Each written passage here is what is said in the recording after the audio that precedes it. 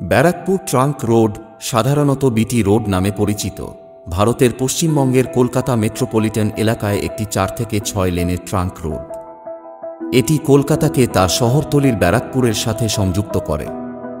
1775 সালে নির্মিত, এটি প্রাচীনতম ধাতব রাস্তা এবং দেশের ব্যস্ততম রাস্তাগুলির মধ্যে একটি।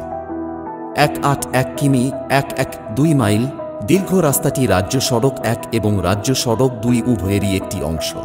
ব্যারাকপুর ট্রাঙ্ক রোড, সাধারণত বিটি রোড নামে পরিচিত, ভারতের পশ্চিমবঙ্গের কলকাতা মেট্রোপলিটন এলাকায় একটি 4 থেকে 6 লেনের ট্রাঙ্ক রোড। এটি কলকাতাকে তার শহরতলির ব্যারাকপুরের সাথে সংযুক্ত করে। 1775 সালে নির্মিত, এটি প্রাচীনতম ধাতব রাস্তা এবং দেশের ব্যস্ততম রাস্তাগুলির মধ্যে একটি। 181 কিমি 112 মাইল দীর্ঘ রাস্তাটি রাজ্য সড়ক 1 এবং রাজ্য সড়ক 2 উভয়েরই একটি অংশ। 2011 সালে বরানগর থেকে ব্যারাকপুর পর্যন্ত রাস্তার উপরে একটি এলিভেটেড মেট্রো লাইনের পরিকল্পনা করা হয়েছিল। এটিতে শাখাযুক্ত রাস্তা থেকে একটি একমুখী ফ্লাইওভার রয়েছে, যা শ্যামবাজারমুখী লেনে বিটি রোডের সাথে মিলিত হয়েছে।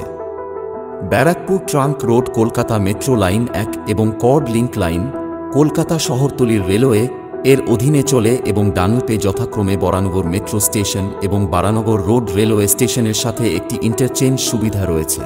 ব্যারাকপুর ছিল ভারতের প্রথম ব্রিটিশ সেনানিবাস, যা 1772 সালে স্থাপিত হয়েছিল। তৎকালীন দেশের রাজধানী কলকাতার সাথে এটিকে সংযুক্ত করার জন্য ট্রাঙ্ক রোডটি 1775 সালে নির্মিত হয়েছিল। এটি ছিল ভারতের প্রথম ধাতব রাস্তা এবং এটি দেশের ব্যস্ততম রাস্তাগুলির মধ্যে একটি।